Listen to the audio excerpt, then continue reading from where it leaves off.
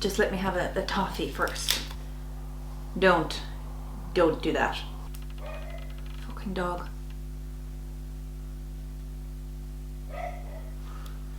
Hello my lovely people, and welcome back to Addie's World.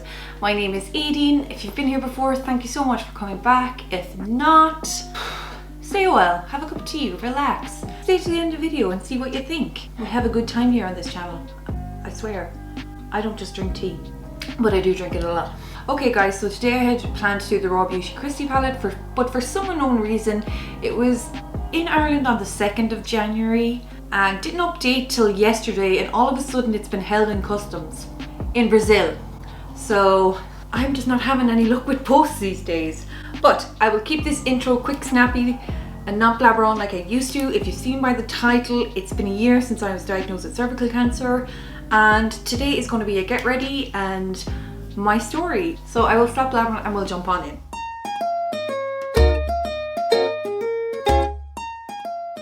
Okay guys, first of all I'd like to apologise about Eve. She's here, she's burst. First of all, my problem, I've got to stop watching those spa videos where people pop pimples. In no way am I qualified to go and stick a needle in my head to try pop a spot. They make it look easy. It's painful, it hurts, they're the same thing, but also nothing really came of it, only a big dirty scar. But it's popped, it's not as painful anymore, thank Christ, because I just couldn't deal with the pain. I'm such a pussy when it comes to the pain, so yeah, that's what I did. Yeah, would I recommend it? No, go see a dermatologist. But that's why we're going to do some makeup today, to make myself look all pretty. So what I'm going to do, I will try and link my products down below, but I'm not going to go through them while I'm trying to chat about this. So there is going to be kind of a little bit of a warning. This is going to deal with women's health, cervical cancer, mental health. So I'm just going to stick that right there. If it's not your cup of tea, that's absolutely fine. I do not take any offense to it. It's for some people, it's not for others. So will I take off my spectacles and put on one of my overused headbands? Let's do it. By the way, I'm also eating a toffee. And if you've noticed, I did put on a bit of fake tan purely because I was sick of being white. My sister said I looked like I had jaundice. So you gotta love the friendly sister love. I'm gonna skip ahead to do my priming. I've already exfoliated and moisturized. I will come back and I'll start it when I'm doing the eyebrows. Okay guys, and we're starting. See, check out my eyebrows now. They're not as mad as they were looking, so I'm just gonna fluff them up a little bit using the SHEGLAM. So guys, this story takes place, this will be going up on Friday, so I'm going to talk about it as it is Friday. So this day last year, which is mad to say it's been a year, and what a year it's been. So this day last year guys, well actually it started last week. I had gone to my doctor and thought I had maybe an infection, and what I had done is I had actually ran a few packs of my pill I was taking together, and I was like, am I after getting a bit of an infection now after doing that stupidly? So I went in with symptoms of basically a heavy period.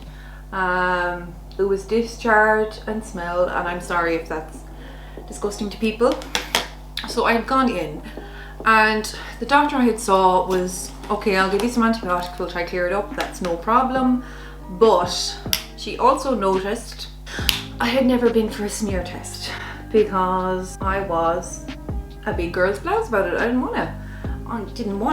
And the excuse I always used was I had psoriasis, and I have psoriasis all over my body. I was like, I don't really want anyone kind of looking in there because I have psoriasis, and you know, it's not pleasant.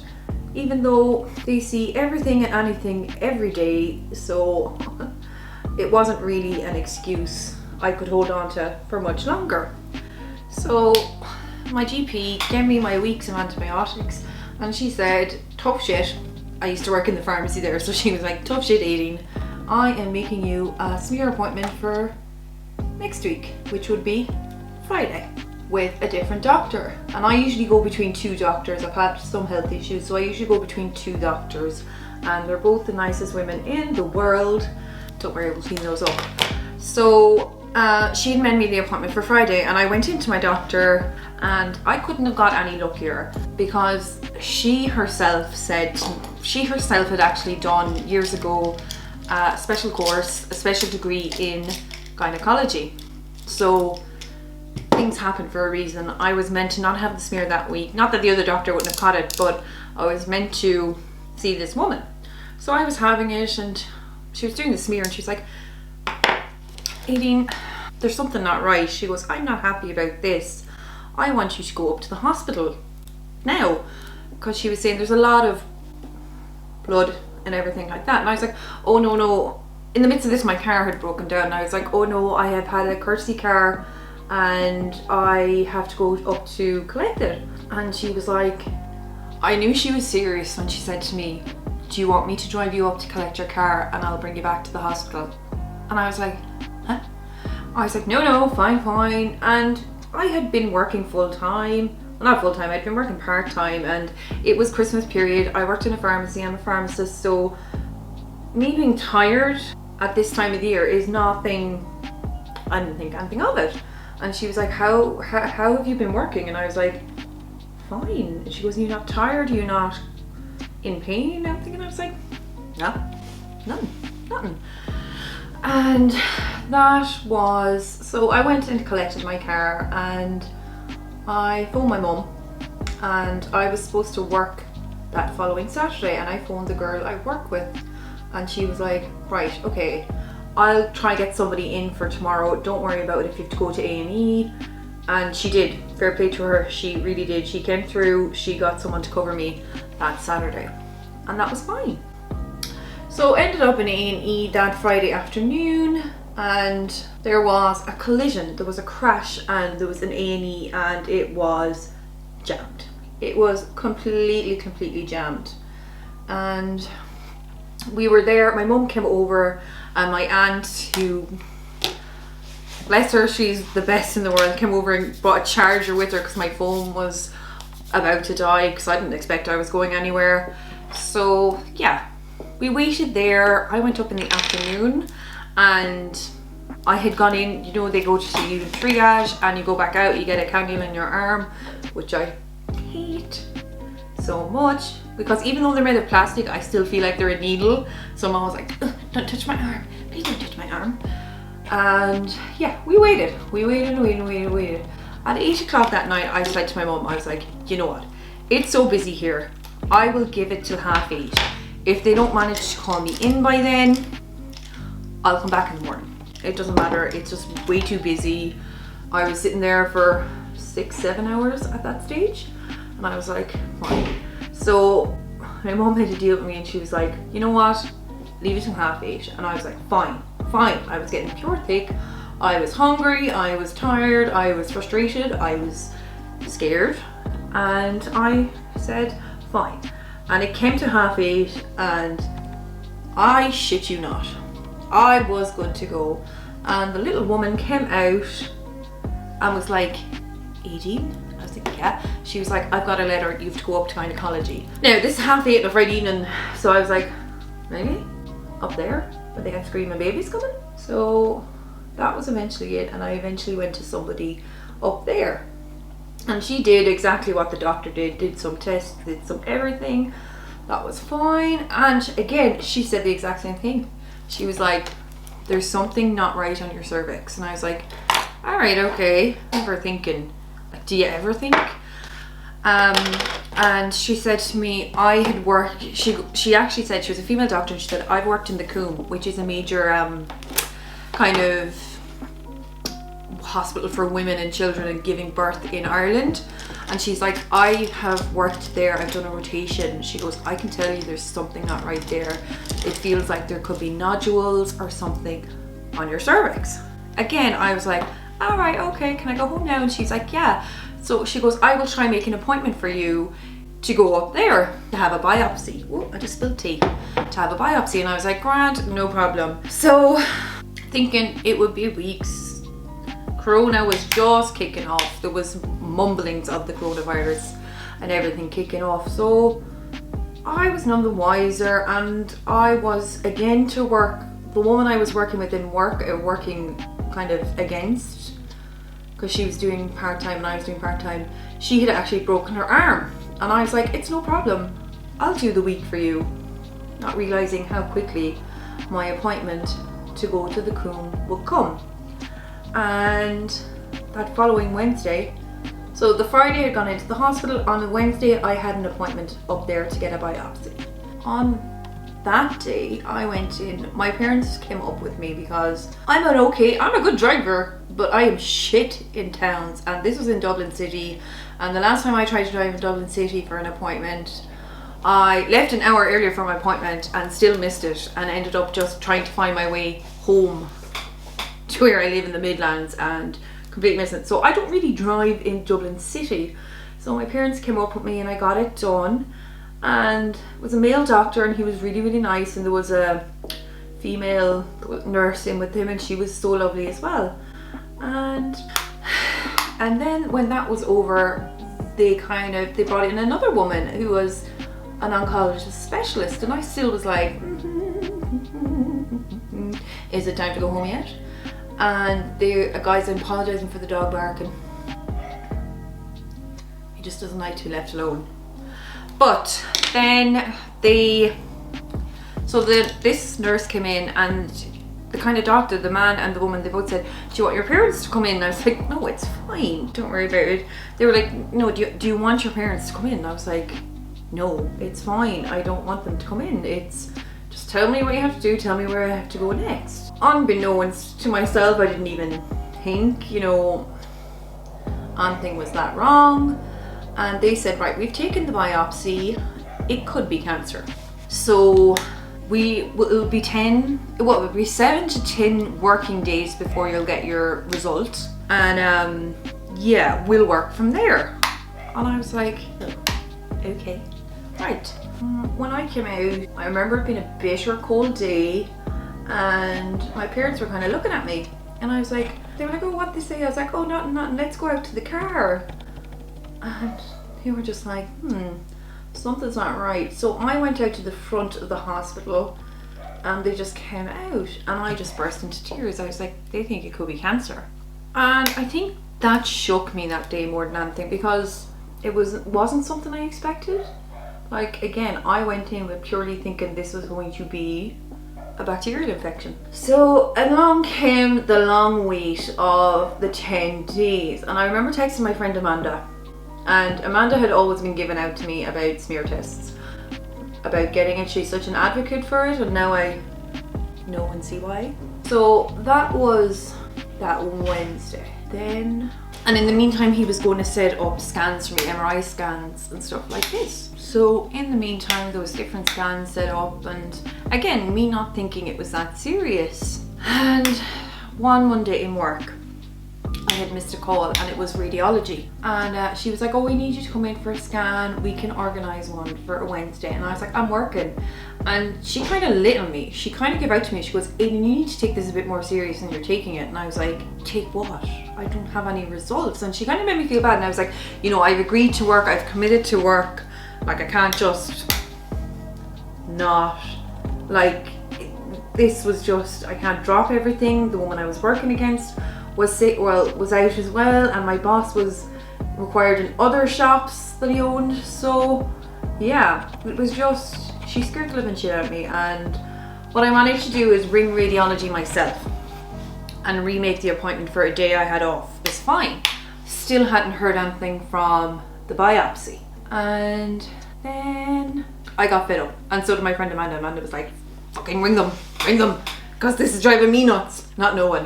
So I rang them, and I got a lovely woman, lovely woman, and she was like, oh, how you doing, pet? And I was like, grand. I was like, listen, I haven't, can you tell me? She goes, has no one phoned you yet? And I was like, no, why? And she was like, she was very reluctant, and I was like, listen, I'm going up the walls here, I need some form of an answer, what is going on? And she just said, she goes, it is a tumour, it's a cancerous tumour. And I was home by myself. The doctor had given me a prescription for Xanax, which I didn't get filled because I didn't want the tablets around me, because that's another whole story. And my dad came in, and my eldest sister, I phoned it, she's here now, She was like, get Dad, get him to go down to the pharmacy straight away, get them and get one into you. I just freaked out. It was cancer. It was officially cancer. And that's when things changed. Kind of hard to relive. This started a whirlwind of going back to the original man doing the biopsy to see what it was, and it was a stage 1B3. Of course, when I heard it was a 1B3, he told me over the phone. I went looking what 1B3 meant. Relatively early, could have spread. So again, this was my worry, and I had to go for more intense and more in-depth scans. To be honest, I can't remember the scans at this stage. There were so many, and they were for so many different things and everything like this. So eventually we had an appointment with him, and he was discussing it with his team, kind of treatment and the best option to go and how to do it. And from there then he said yes, it was 1B3 and it had spread to 2 nodes. So my treatment plan was going to be radiation and chemotherapy. And from there he recommended, or he referred me on to a radiologist and an oncologist in a hospital that I went to treatment in. Again, fast forward, I can't even remember the timeline, but it was quick. I remember I went over and told my granny, and there was tears, there was prayers, there was holy water doused on me, you know, usual Irish granny kind of thing. And yeah, so eventually I met my radiologist, who is one of my most precious people in the world. And he brought me in, and I went with my mum, my dad and my eldest sister Roisin, because my other sister lived in Mayo, and it's really far, well, it's not really far away, but she's 2 kids, she works as well, and I think she felt bad because she couldn't getting down for it. She couldn't do a lot from where she was, and I didn't expect her to. And the only thing I could get from that meeting, well, not the only thing I remember, but he came in and he was so, like, he was like, it's lovely to meet you. He goes, actually it's not, I'm sorry you're here, but I'm happy you're here for treatment. So it was just cool, casual, you know, he knew we were in a shit position and everything like that. So we went through what was going to happen, and I was going to do 24 sessions of radiation, and I was going to do, and that was over a 5-week period, and I was going to have 1 day of chemotherapy a week as well. Oh no, yeah, chemotherapy a week as well. And what this was going to cause is basically my body, this was going to kill, this was going to fight off the tumor, reduce it in size, get rid of it, do all that jazz, but it was also going to push me into menopause. So the idea of children went out the window. And there was, my sister I think asked as well, is there an option to do freezing eggs and everything like that, but unfortunately because it had spread, there was no option to do that, because it could have aggravated the cancer even more and caused it to spread more. So there was no point in pumping hormones into my body to generate eggs, because it could have mutated and it could have caused the cancer to grow quicker, which makes sense. It makes sense. And yeah, from there I then went to a different hospital to meet my oncologist, and we had to go through everything, and she was saying what she was going to give me, and then she's like, oh, what do you do for a living? I was like, a pharmacist. And she's like, oh god, I shouldn't have explained everything to you. And I was like, why not? I'm a pharmacist, I deal with people's medications, I deal with their symptoms. I was like, I'm not a doctor, I am a patient kind of thing. Now she wasn't cruel about it, but I was like, I'm a patient here, I don't really know, I never had experience with chemo. So that was decided, and from here Corona took off, and the hospitals I went into, oh, I was going to I had to have an hearing test for my to start chemo, because sometimes chemo can actually affect your hearing, and I wouldn't have the best hearing anyway, but I did do that. That was fine. Because of Corona kicked off so much, it was decided in the end, thank Christ, that I did not need the chemo.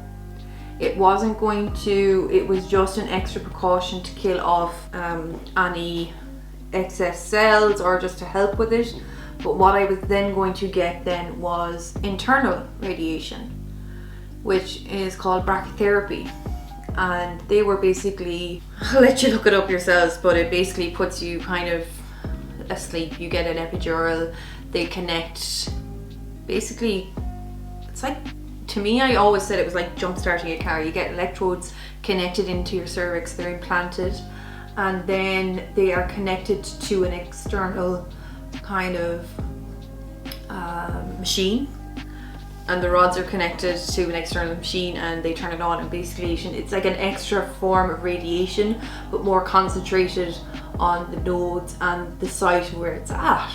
So that was great. They were the things I was worried about the most, is those, but that actually was the easiest. It was the radiation therapy was the hardest, because you started off so well, but they do say then, I mean, you had to have your bladder full and you had to go in an hour before, drink a load of water, do it if you didn't have enough water, because your bladder had to be raised away from your cervix to get the radiation in the right form, or to get into the exact area.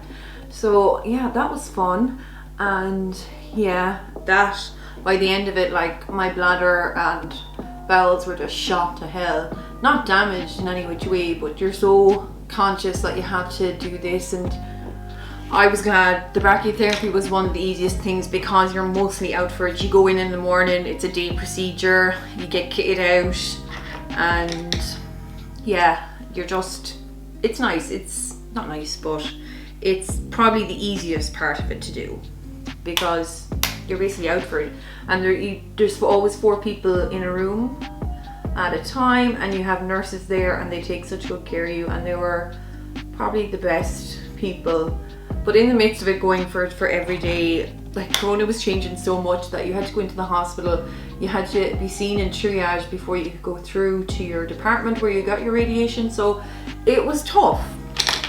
It was tough, because this was just the start of Corona, so nobody knew, and every day you'd go in, there'd be a different rule and regulation kind of thing to follow, and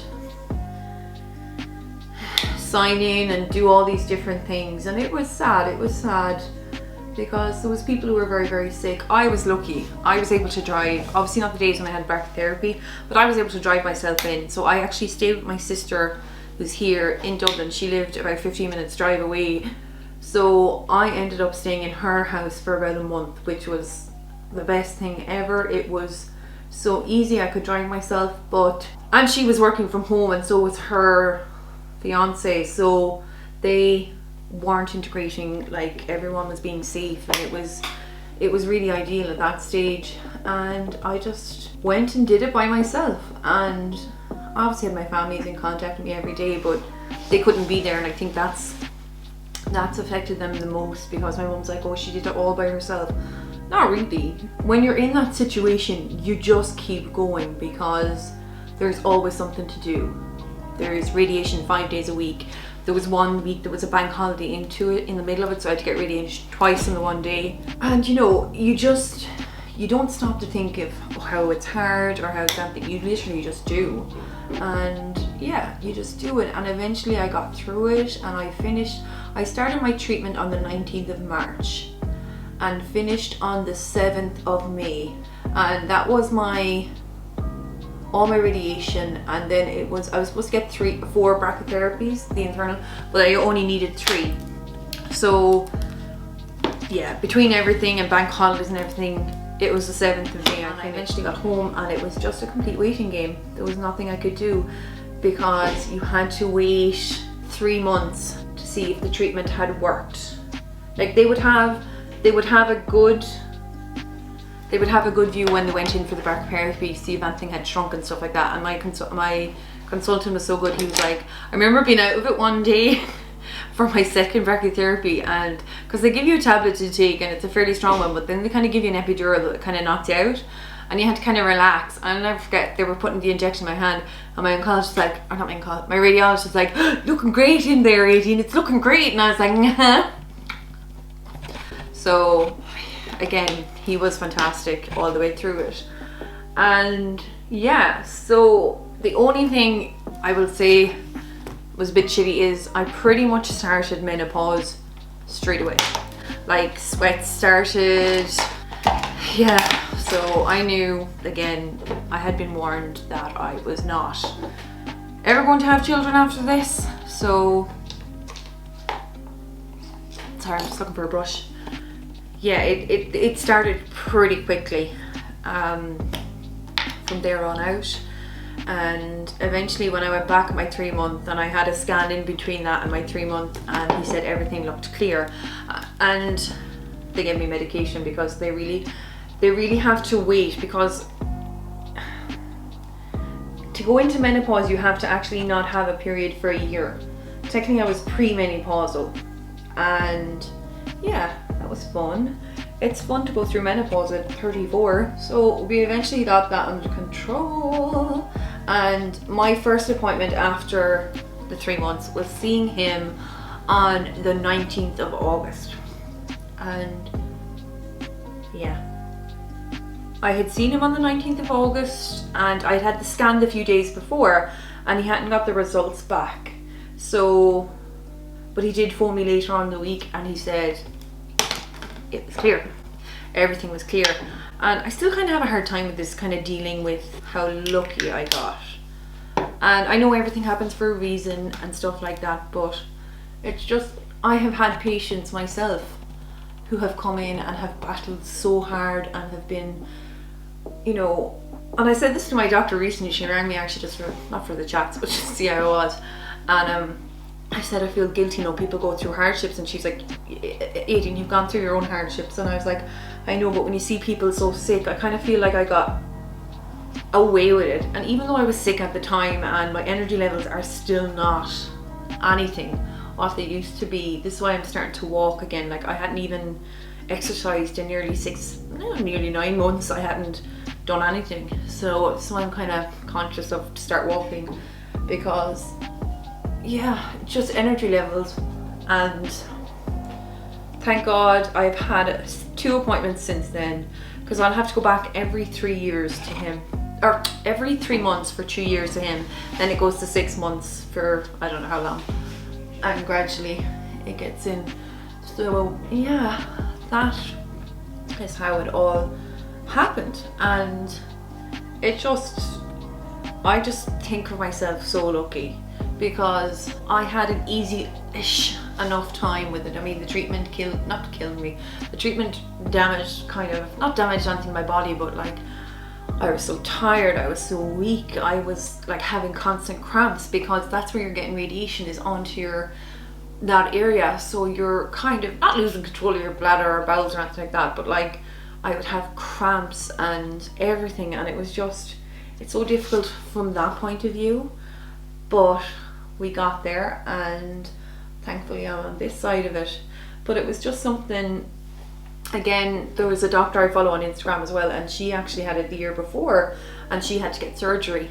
And she put up a post there recently, I think it's something about cervical cancer or awareness this time of the year. And it just makes me feel blessed, I suppose, or lucky, or someone looking out for me. And I know my friend, or I know my sister Rosie said to me, she goes, somebody was looking out for you. And I definitely think they were, because from me going into the doctor, they insisting I have a smear test. The woman doing it had her course done in gyno, and then meeting the doctor in the hospital who had worked in the Grwm and had got me an appointment within 4 days, and just everything like that. And it was just such a quick diagnosis to quick appointments. And when you're in it, you're just like, again, you're in survival mode. You're going from one appointment to the next, getting one scan done to see if this and everything like this. So I got quite lucky. And lucky in some ways, unlucky in other ways. But I mean, the children thing at the time, when you're younger, when I was younger, I was always like, oh God, if I got pregnant, I'd be, you know, I don't know what I'd do kind of thing. And you know, oh, that'll be for later on in life. And now it's this stage, and I can't. But I have 2 beautiful nephews. I cannot say that. I have 2 beautiful nephews, and I'm hoping my sister Rosie will pop out a few sprogs as well, so I can be the cool aunt. But it will only just ever be me, so that's a sad in itself. And you know, to be here longer to see my nephews grow up, that was a decision that had to be taken, and it wasn't even a decision that was being taken, it was the right thing to do for me at the time and for my family. And yeah, I mean, to this day, my granny, every time I talk to my granny, I say a prayer for you every night, and I'm like, you're so good, you're so good. But yeah, it's hard to think it's been a year. In a way it feels like 10 years ago, but in the other, just in the other stage, it just feels like just yesterday. Just a weird process, and kind of, again, going through this with Corona on as well, it was like, in a way it was good for me because I get to drive in Dublin, but there was no cars on the road, and but it's taken a lot out of my family and me. Kind of, I still suffer like a little bit of anxiety still, especially this side of the Corona now, when I just find it really difficult, this part of another lockdown. And in my head I'm like, this is maybe stupid to think like this, but I was like, oh God, what if I get sick again and I can't get to the doctor and I can't get to the hospital, and what if I miss something myself, you know, that kind of way. And there's always going to be them kind of ways that I'm kind of probably going to freak myself out, and there's nothing I can do about it. And also the medication they put me on can also increase anxiety, so, and not cause me to sleep. So it's kind of a combination that I have to separate what's really causing me anxiety and what's just something I can deal with. So my doctor did actually ring me the other day and said to me, oh, people, like, I have life insurance. No, people, don't try to kill me for it. It's not that much. But they will only give it to me on a monthly basis because it's sickness basically. And they were really tight about starting it, and I had to supply so much stuff to them to prove I had cancer. Like, who would make that up? Probably some people would make it up, but anyway. And just, yeah, she rang me the day and they're like, oh, they want to know how long more you're going to be off work. And I was like, I don't know. She goes, I'm going to say another 6 months. And I was like, you do that, boo, you do it, because she's so good. She always filled out all my forms, and she was just, they were fantastic, the doctors, both of the doctors I saw. And yeah, it's just, I don't know what to do. This is why I started YouTube. One, to get rid of my anxiety, to talk to people, to not be secluded and not be confined to like just my house with nobody to speak to, only my parents. And I love my parents, I do, but like everyone, you're in the house 24/7 with people, and it can be a little wearing on you. Not just me, on you. So it's weird. But yeah, and again, this is why I'm grateful when people make comments and people talk. Usually I reply very quickly because I have the phone in my hand, and that's what I really appreciate. And I really thank everyone who's made comments on stuff, and all positive comments. Like, I'm sure negative comments will come and that'll be part of it, but so far I think we're building a nice little community here, and funny, and you know, everyone seems so relaxed and kind of easygoing, and that's kind of the main thing that I wanted. I wanted a release, but I also wanted to connect with people and escape myself on certain days, and I don't think there's nothing wrong with that. I think everyone wants to kind of just be a little bit, everyone needs it as well, just to kind of remove themselves from stuff that is kind of weighing on their mind and taking up too much space in your head. But yeah, so that is going to be my story. I'm probably going to fast forward through this part now because we're nearly done. I want to thank so much for anyone who listened and anyone who watched it. This video, purely, I know it's not easy to hear, it's not a nice topic to discuss any form of cancer, but it just shows the importance of women's health, women's physical health, women's mental health, and in a world that's shit at the moment, how important it is if you notice anything that doesn't feel right, sit right, or anything like that, not to push it to the side, because there is still, the world needs to stop turning. Corona can't take us all out. Well, it can, but like, it can't be the be all and end all. There's genuinely still people who are sick from non-COVID, and I think that's the scary thing, is because if this had happened this time this year and I was still working, I guarantee I would have put it off. I would have been like, doctors and nurses and everyone is overwhelmed. I don't want to go into a surgery and get corona, go into a pharmacy and get corona. I don't want to do this. I know I would have put it off. I would have said it was a bacterial infection, and that's it. And again, just things happen for a reason, and things can work out. And I think that's why I want to do this channel as well. I'm giving myself the 6 months left of this, and I'm going to see, because I don't know if I want to go back in to my real life. I think I've realised there's more out there than just work. Yeah, it's just, I think, and I know my sister's like, oh, you could do a vaccine, you can give out vaccines and do this because you're trained like this as a pharmacist. And I was like, yeah, but I kind of don't want to put myself in that position, that my immune system is still working itself up now, and I know they would probably give you the vaccine. And again, I am happy the way I am at the moment. I am trying to get back to my fitness levels, my weight levels, because I did have an eating disorder years ago as well. Well, 3 years ago. And another thing with the medication and menopause is weight gain. So I haven't been happy with myself that way in a long time. This is why you'll only ever see me here, and you'll only ever see me in big baggy clothes. But this morning was the first morning I went out for a walk, and I wore kind of a sports top, which I hadn't worn in a long time, and you know, I felt good in it. Look at it, I felt good in it. And yeah, it's just about me kind of surviving now. Well, I've survived. Now it's just a matter of, I've physically survived. Now it's time to take care of myself mentally, and thank you to say thanks to my family and everyone who was there for me, and everyone who made me feel loved and not scared for me. Well, everyone was scared for me. Look, I was scared for me, but it was just, it's one of those things when you go through it, you don't even think of it. Again, I've had people say to me, God, you're so strong to go through it. And I'm like, when you're in it, you're not strong. You are literally just surviving day to day. You're following your regime. You are doing what you need to be doing. You're told to go to a certain place at a certain time, and you do it. And that was my life for 2.5 months.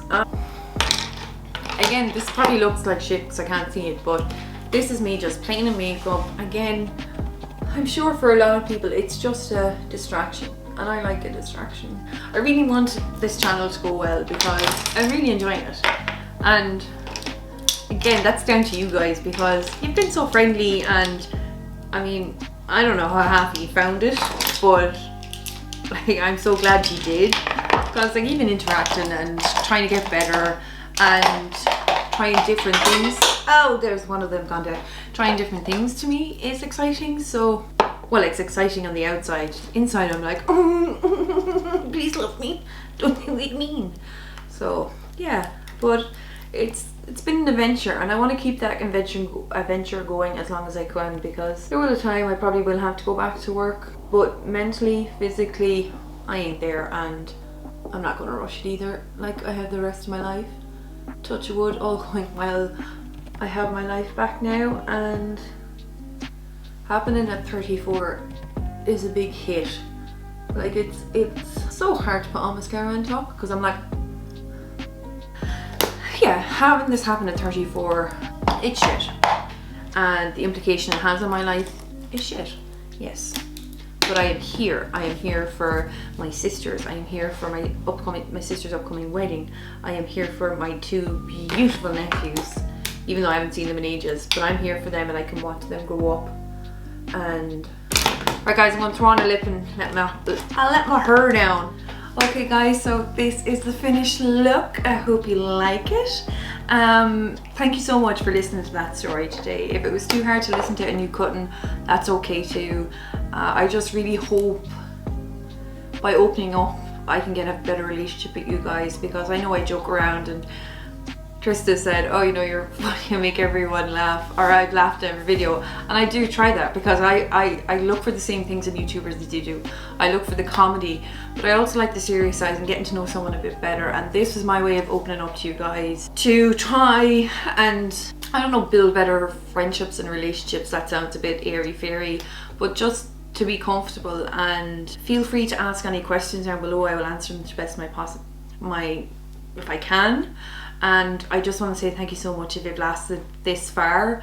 I really hope this inspires someone to, if anything was niggling them, and it doesn't have to be health, it has to be an issue with someone or something like this, that you can stand up for yourself and say, listen, life's too short and you just need to sort it out, and kind of stuff like that. And I really hope, I would say I really hope you enjoyed the video, but I don't think that's the right term or phrase. But again, thank you so much for listening. I hope I can upload this on Friday.